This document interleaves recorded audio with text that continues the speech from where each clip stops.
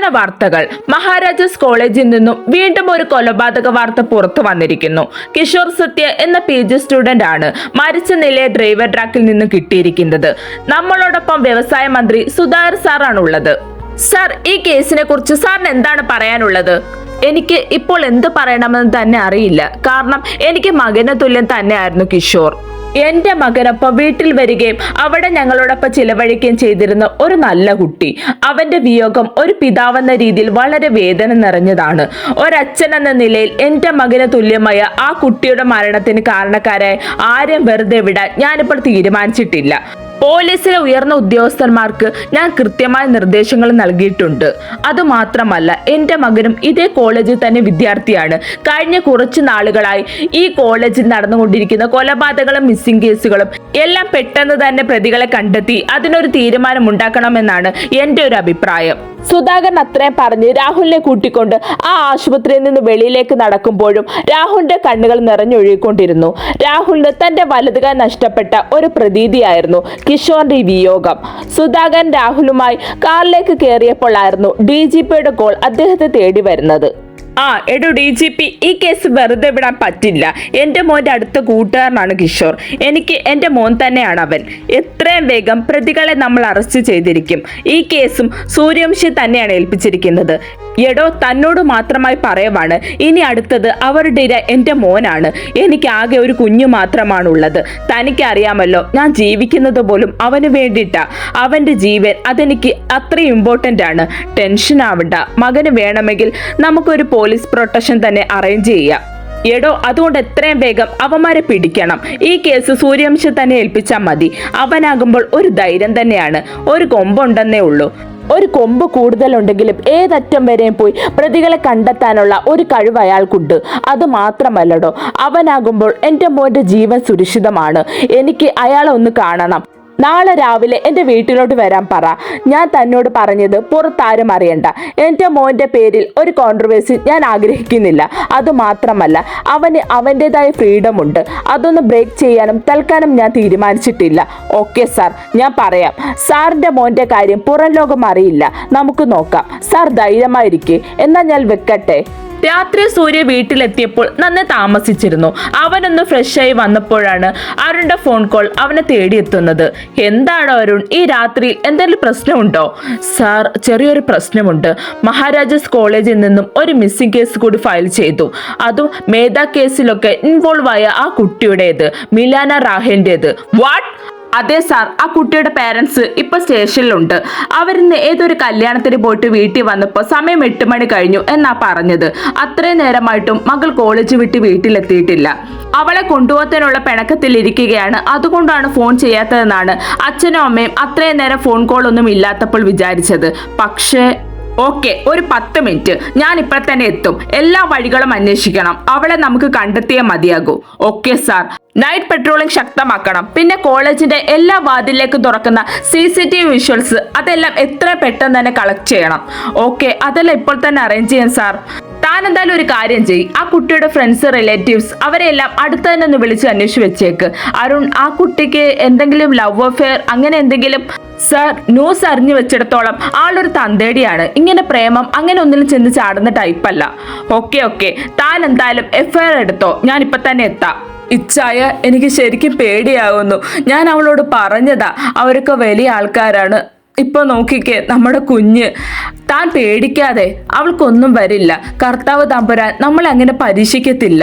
ഭാര്യ ഓരോന്ന് പറഞ്ഞ് സമാധാനിപ്പിക്കുമ്പോഴും അദ്ദേഹത്തിന്റെ മനസ്സ് വല്ലാതെ നീറുകയായിരുന്നു. ഇനി എന്താകും എന്നുള്ള ഒരു ചോദ്യത്തിന് മുമ്പിൽ ഉത്തരമില്ലാത്ത ഒരവസ്ഥ.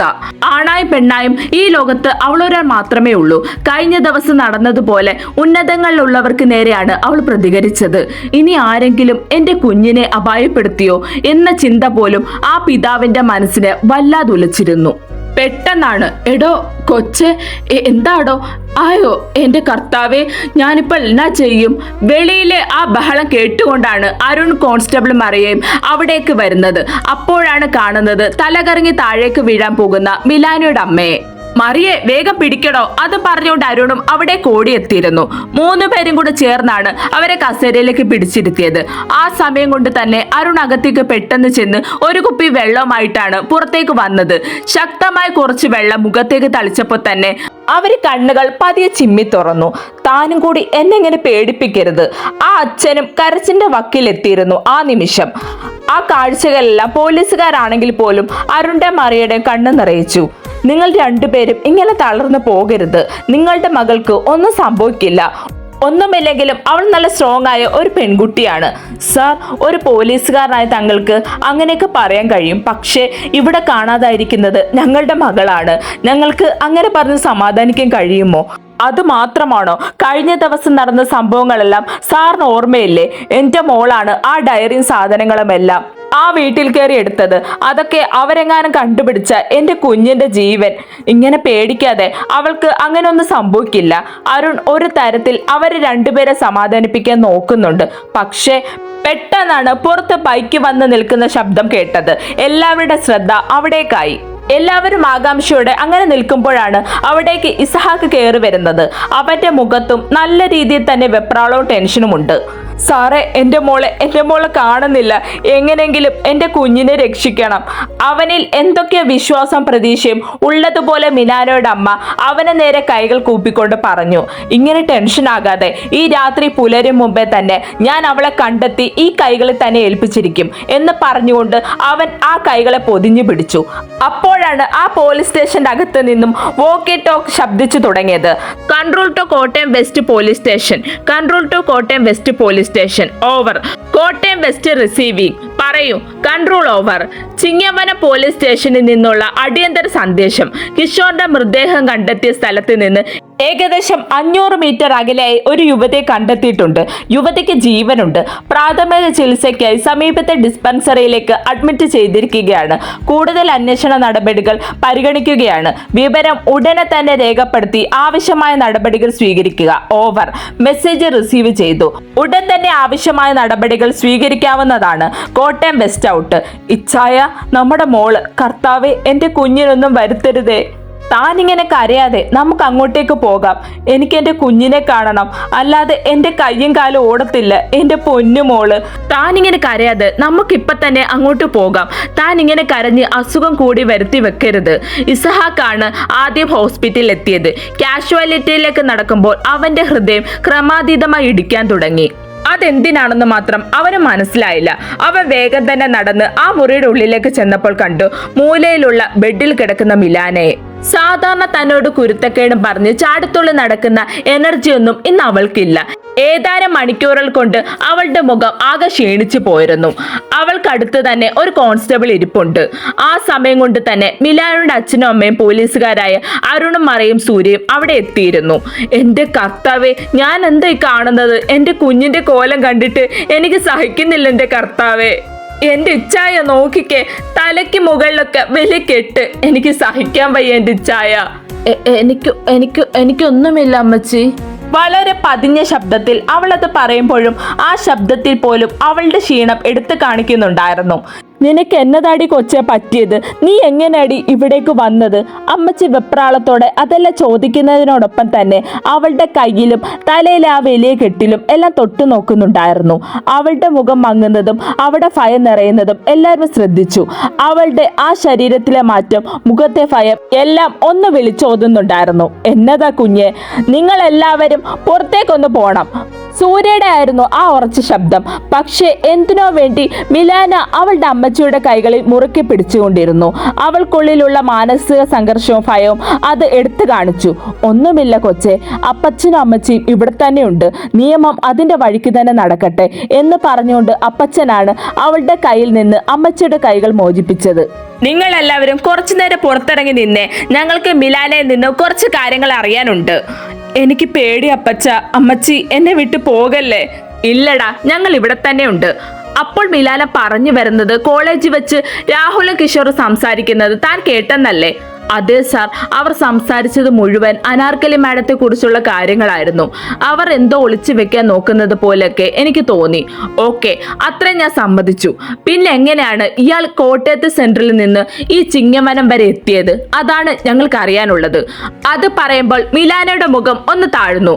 മുഖം താഴ്ത്തി ഇങ്ങനെ ഇരുന്നിട്ട് കാര്യമില്ല മിലാന. ഇനി ഈ കേസ് മുന്നോട്ട് പോകണമെന്നുണ്ടെങ്കിൽ താൻ വാ തുറന്നേ മതിയാകൂ. അത് സാർ, ഞാൻ കിഷോറിന്റെ കൂടെ തന്നെ ഉണ്ടായിരുന്നു. കാരണം രാഹുൽ സാർ വന്നു പോയി കഴിഞ്ഞപ്പോൾ തന്നെ കോളേജിൽ നിന്ന് തിരിച്ചു പോയിട്ടുണ്ടായിരുന്നു. അയാളെ പിക്ക് ചെയ്യാൻ വേണ്ടി അയാളുടെ അച്ഛന്റെ ആളുകൾ കോളേജിന്റെ ബാക്ക് ഡോറിൽ വന്നിട്ടുണ്ടായിരുന്നു. ഓക്കെ, എന്നിട്ട് 3 മണിയൊക്കെ കഴിഞ്ഞപ്പോൾ കിഷോർ നമ്മുടെ കോളേജിലെ തന്നെ ബി ബ്ലോക്കിന്റെ പുറകിലേക്ക് പോകുന്നത് കണ്ടപ്പോൾ എന്താണെന്ന് അറിയാൻ വേണ്ടിയിട്ട് ഞാൻ അയാളുടെ പിറകെ തന്നെ വെച്ചു പിടിച്ചു. കുറച്ചു നേരം ഞങ്ങൾ രണ്ടുപേരും സംസാരിച്ചു കൊണ്ടിരിക്കുകയും ചെയ്തു. ഞാൻ തിരിച്ചു പോന്നപ്പോഴാണ് പെട്ടെന്നാണ് എൻ്റെ നേരെ ഒരു അറ്റാക്ക് ഉണ്ടായത്.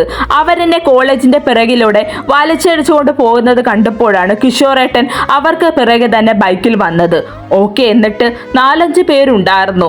ഞാൻ എനിക്ക് പറ്റുന്ന പോലെ അവരെതിർക്കുകയും ചെയ്തു.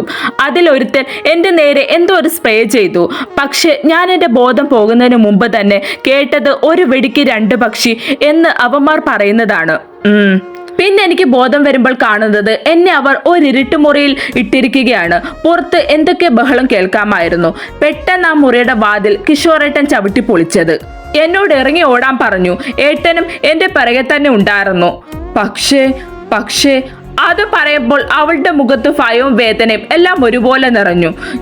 ഞാൻ കണ്ടതാ, അവർ കിഷോറേട്ടനെ ഞാൻ കണ്ടതാണ്. ഓക്കെ, കൂൾ, താനൊന്ന് റിലാക്സ് ആകൂ.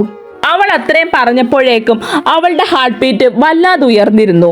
അതിനൊപ്പം തന്നെ മൂക്കിൽ നിന്ന് രക്തം വന്നു തുടങ്ങി. ഡോക്ടർ! സൂര്യയുടെ ശബ്ദം വല്ലാതെ ഉയർന്നിരുന്നു. പെട്ടെന്ന് അവിടേക്ക് ഡോക്ടറും നേഴ്സും ഇസഹാക്കും മിലാനയുടെ അച്ഛനും അമ്മയും എല്ലാവരും കൂടി കയറി വന്നത്. അയ്യോ ചോര, എൻ്റെ മോളെ, ഇച്ചായ, നമ്മുടെ മോള്, നിങ്ങളെല്ലാവരും പുറത്തേക്കൊന്ന് ഇറങ്ങിക്കേ. നേഴ്സ് വന്ന് എല്ലാവരും പുറത്തേക്ക് ഇറക്കി. സാറേ എൻ്റെ മോൾക്ക്. നിങ്ങളിങ്ങനെ പേടിക്കാതെ, ആ കുട്ടി ഒരു കൊലപാതക നേരിൽ കണ്ടതിന്റെ ഷോക്കിലാണ്. പിന്നെ അത് പറഞ്ഞ് സൂര്യ ഒന്ന് നിർത്തി. അവനെന്ന് ചൂടുന്നു നോക്കിയതല്ലാതെ ഇസഹാക്ക് ഒന്നും പറഞ്ഞില്ല. എൻ്റെ തമ്പുരാനെ, എൻ്റെ കുഞ്ഞിന് മാത്രം എന്താ ഇങ്ങനെ ഓരോ പ്രശ്നം വരുന്നത്? ഇനി ഇതിൻ്റെ പുറകെ ആരൊക്കെ വരുമോ? അതും ചോദിച്ചുകൊണ്ട് അവർ ആ കസേരയിൽ ഊർന്നിരുന്നു. ഈ നിൽക്കുന്ന ഇവനാണ് നിങ്ങളുടെ മോളുടെ ജീവിതം ഇങ്ങനെ ആക്കിയത്. The great Izahaak sir. സൂര്യയുടെ ശബ്ദത്തിൽ ഒരു പുച്ഛം നിറഞ്ഞു നിൽക്കുന്നുണ്ടായിരുന്നു. സൂര്യ, എഴുതിയിൽ എണ്ണ ഒഴിക്കാൻ നോക്കരുത് നീ. ഞാൻ എണ്ണ ഒഴിക്കാൻ നോക്കിയതൊന്നുമല്ല, ഉള്ളത് തന്നെയല്ലേ ഇസഹാക്കെ ഞാൻ അങ്ങോട്ട് പറഞ്ഞത്. നീയല്ലേ ആവശ്യമില്ലാത്ത പണിക്കൊക്കെ ആ പെങ്കൊച്ചിനെ പറഞ്ഞു വിട്ടത്. എല്ലാവർക്കും മുമ്പിൽ ആളാകണമെങ്കിൽ സ്വന്തമായിട്ട് റിസ്ക് എടുക്കണമായിരുന്നു, അല്ലാതെ പഠിപ്പിക്കുന്ന പിള്ളേരെ വെച്ചിട്ടല്ല. ഓ, നീ കൂടുതൽ ഇടപെടാൻ നോക്കണ്ട. ഇത്രയൊക്കെ ചെയ്യാമെങ്കിൽ ഇതിന് ബാക്കി കൂടി നോക്കാൻ എനിക്ക് നല്ല വൃത്തിക്കറിയാം. അച്ഛനും അമ്മയും ഇനി എന്ത് ചെയ്യണമെന്നറിയാതെ തൻ്റെ മകളെ എങ്ങനെ രക്ഷിക്കും, എവിടെ പോയി ഒളിക്കും എന്നൊന്നും അറിയാതെ തകർന്നിരിക്കുമ്പോഴാണ് 2 പോരുകോഴികളെ പോലെ 2 പേരും തമ്മിൽ അവിടെ കിടന്ന് വഴക്കുണ്ടാക്കുന്നത്. നിങ്ങൾ 2 പേരും ഇങ്ങനെ വഴക്കുണ്ടാക്കിയ എൻ്റെ കുഞ്ഞിനെ രക്ഷിക്കാൻ കഴിയുമോ? ഞാൻ എൻ്റെ കുഞ്ഞിനെ ഇനി എന്താ ചെയ്യേണ്ടത്? അതുകൂടി പറഞ്ഞതാ നിങ്ങൾ 2 പേരും. മിലാനയുടെ അച്ഛൻ്റെ ദയനീയമായ ആ ചോദ്യമാണ് 2 പേരുടെ വഴക്ക് അവിടെ അവസാനിപ്പിച്ചത്. താങ്കൾ പേടിക്കേണ്ട, ഞാനാണ് പ്രശ്നമെല്ലാം തുടങ്ങി വെച്ചതെങ്കിൽ അതെനിക്ക് എങ്ങനെ അവസാനിപ്പിക്കണമെന്നും എനിക്ക് നന്നായി തന്നെ അറിയാം. സാറിന് ഇങ്ങനെയൊക്കെ പറയാം. സാറിൻ്റെ വീട്ടുകാർ വലിയ ആൾക്കാരാണ്, അതുപോലല്ല ഞങ്ങൾ. എൻ്റെ മോളെ എങ്ങനെ രക്ഷിക്കണമെന്ന് പോലും എനിക്ക് ഒരെത്തും പിടിയും കിട്ടുന്നില്ല. എൻ്റെ കർത്താവേ, ഈ കേസ് തീരുന്നവരെ മിലാന ഇനി എൻ്റെ സംരക്ഷണത്തിലായിരിക്കും. അവളുടെ ദേഹത്ത് ഒരു പിടി മണ്ണ് പോലും വീഴാതെ ഞാൻ നിങ്ങൾക്ക് തിരിച്ചു തരും. അതുപോലെ കുറെ നടന്നത് തന്നെ. സൂര്യ പുച്ഛത്തോടെ പറഞ്ഞു. പറയുന്ന വാക്ക് ജീവൻ പോയാലും സംരക്ഷിക്കുന്നവരാണ് ഞങ്ങൾ. അതുകൊണ്ട് വാക്കിന് വിലയില്ലാത്തവർ അതിനെക്കുറിച്ച് കൂടുതൽ സംസാരിക്കണമെന്നില്ല.